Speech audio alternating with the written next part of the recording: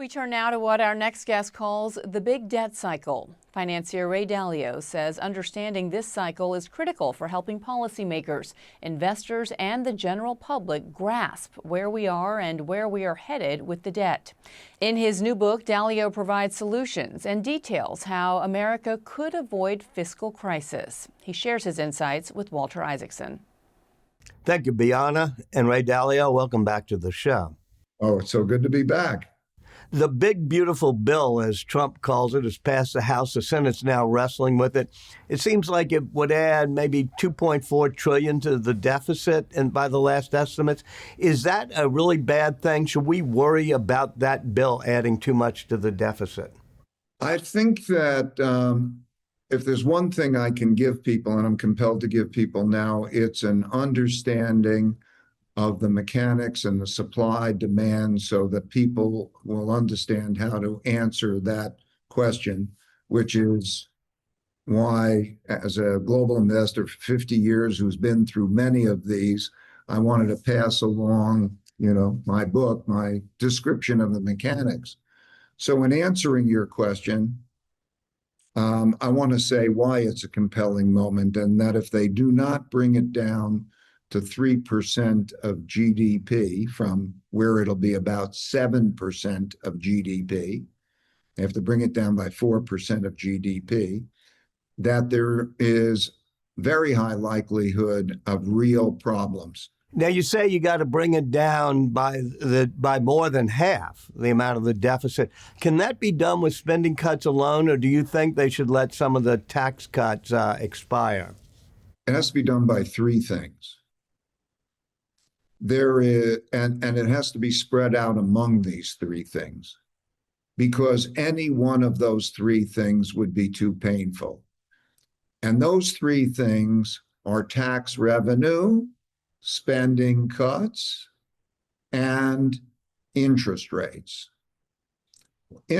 Although Congress and the president and the process does not deal directly with the third of those, right now, $1 trillion, half of our deficit, is interest payments. And not only do we have $1 trillion interest payments, in the next year, we have $9 trillion of debt maturing that has to be either rolled over or sold. Well, wait, doesn't that mean interest rates are going to not go down if we're adding more to the deficit and they have all this expiring? That's right. So there is what I call my 3% three-part solution, which was very similar to 1991 to 98.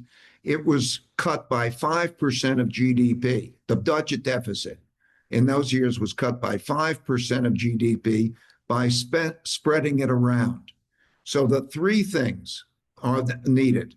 So if there's a mantra that about 4%, here's the magnitudes of it. About 4%, if it came from tax revenue, doesn't mean tax rates, but it could be tax revenue. 4% was cut from the budget deficit.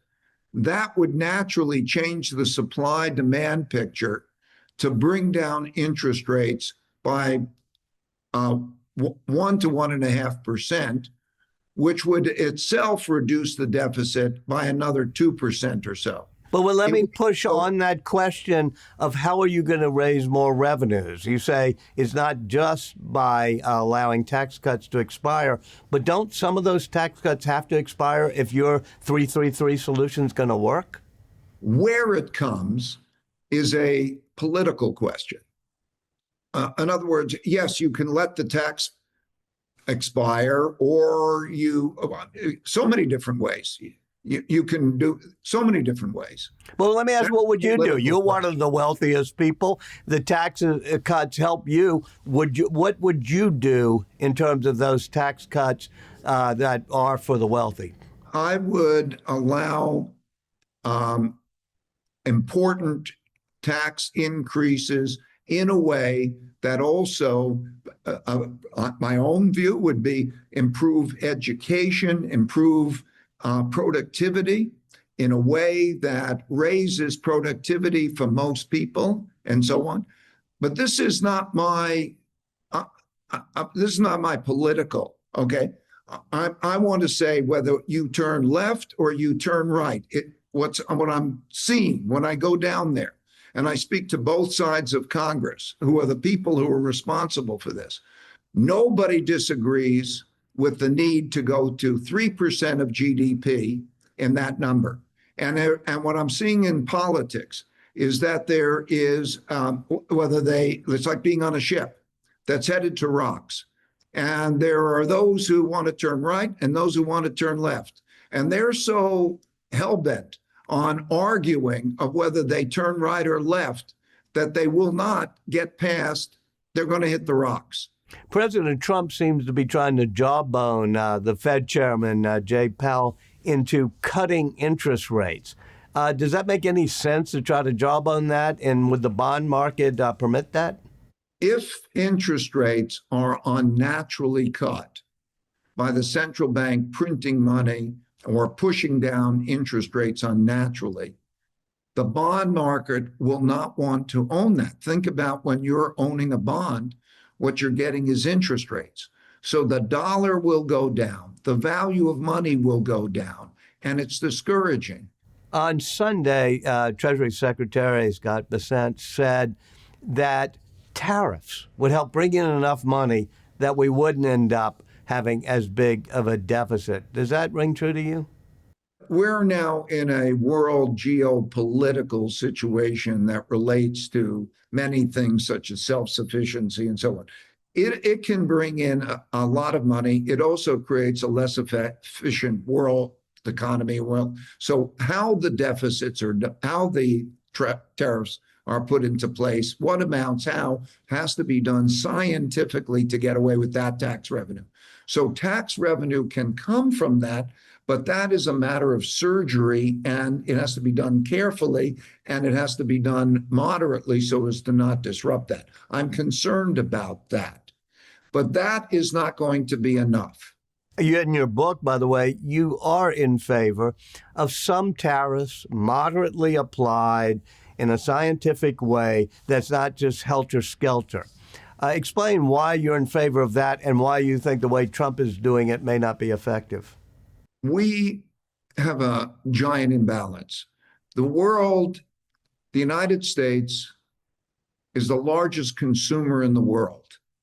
And it's largely because the U.S. government gets in debt and distributes the money, and it's a consumer.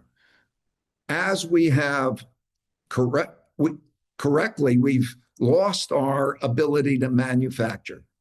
China is the largest manufacturer in the world and is in the other side of that. They lend us the money to borrow to buy their goods. And now we have a big imbalance. We have a capital imbalance and we have a trade imbalance between that in a world that there's a risk of going to war. And so as we deal with self-sufficiency, increasingly, we have to become more self-sufficient. It's a reality in this. And we have to become more balanced in that one way or another.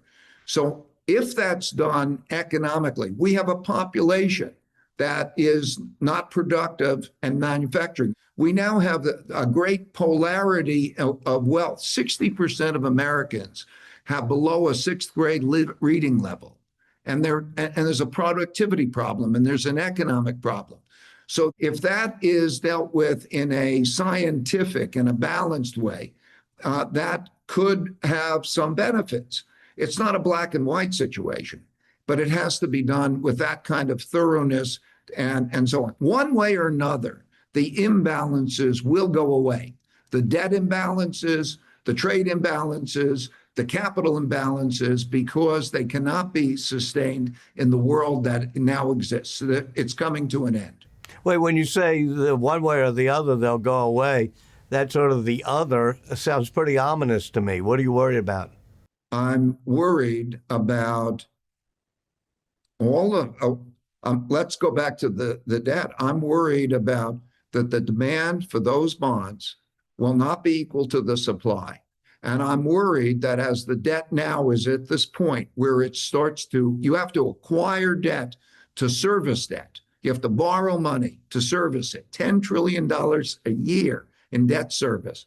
That when you have that kind of condition, that you will have an unsustainable situation, so that the central bank, the Federal Reserve, will be put into a position of either being seeing interest rates rise a lot because of that problem, crowding out other spending, and costing it money because they own a lot of bonds, and letting that happen, or then having to print money and buy those bonds, which depreciates the value. Very similar to the 1970s. Do you think then there's a chance or a likelihood of a recession?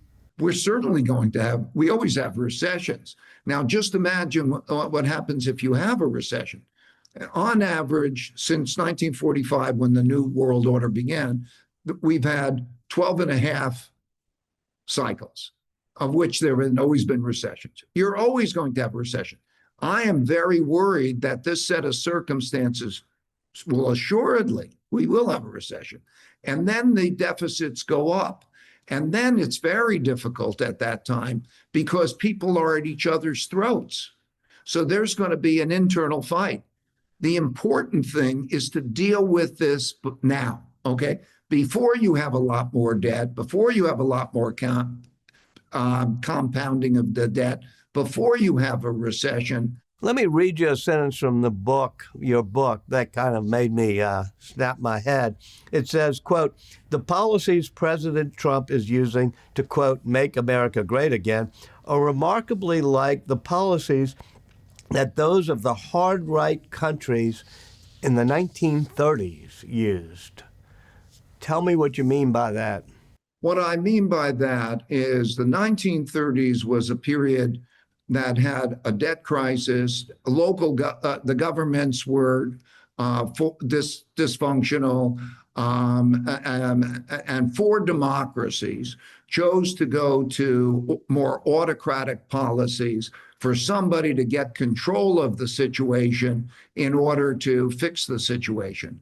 So that you had a debt problem. What Germany did, and a number of countries, is that they essentially defaulted on the debt. They didn't pay the debt. And then you have that more autocratic type of policy because the people want somebody to get control of this situation. And then you have the classic conflict between the left and the right. Okay, this has happened repeatedly, the left and the right. And then you have a fight between the left and the right. This has happened repeatedly. I'm referring to the 30s, but this has happened repeatedly throughout history. And do you think that it's happening now in the United States, that we're slipping towards an autocracy? Yes, I do, because the people want somebody to get control of this thing. And so what you see it yourself, we're now questioning. There's a challenge. How does the legal system work? Who has what rights? The possibility of if there was a not accepting an election result. These things are very real today. When you talk about perhaps we're moving into an autocracy, there's another sentence in your book that struck me, which is, as shown in history, the transfer of power from democracy to autocracy was more often than not orderly within the democracy because people were sick and tired of the system failing to work and wanted to give power to a leader who would take control of the mass and make it work well. Do you think it's partly a desire of people in the United States to move to a more autocratic system?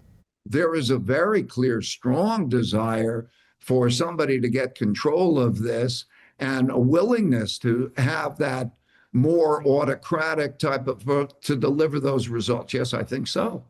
When you talk about the potential of getting more revenues, I think in your book, you even talk about maybe having a 2% increase in the income tax.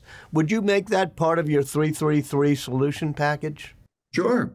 And what about I think what's required is a little bit from everybody and everything. And what about the expenditure cuts? Would you cut the military? I think as you go down that prioritization, these are questions that are political questions that have now, because of our debt service being so high, we have very little room to cut anything that we don't think is essential. So now you're having the representatives in Congress having to make that choice, but they better make the choice as to whether it's the military or whether it's something else or something else and something else. I don't really care. Cut it, get to something like a 4% cut. And that's not easy. So where that happens, because if we lose our economic well-being, if we lose our health economically and our power economically, if we lose the dollar as a world reserve currency, it reverberates through not only American power around the world, it reverberates through the world, because the dollar, the US bond market, the treasury market is the backbone of all markets. And so that could produce that kind of trauma. So how they get there in the particular trade-offs are for those experts and those representatives in Washington to weigh those considerations. It's not for me to weigh those considerations. Well, if you're going to have something that's a 3-3-3 solution, that would seem to require a grand bargain. One of those things where Democrats and Republicans meet and do the trade-offs. Those used to be done in the days of Tip O'Neill and Ronald Reagan, for example. Our politics seems unsuited to that now. Do you think a grand bargain is possible? I don't think it's likely that we're going to have any grand bargain until after the 2026 midterm elections. I think that this is what's going to happen. The budget will pass. It'll be this situation that I'm describing. And then what my hope would be is that there's a mandatory bipartisan solution, that they create the equivalent of Manhattan Projects and so on, and create a mandatory bipartisan way of dealing with that. Do I think that's likely? I don't think it's likely.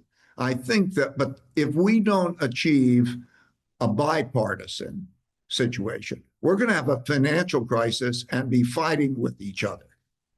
So hopefully the compelling nature of this before we have a recession, which will make that situation worse. Ray Dalio, thank you so much for joining us. Thank you, Walter.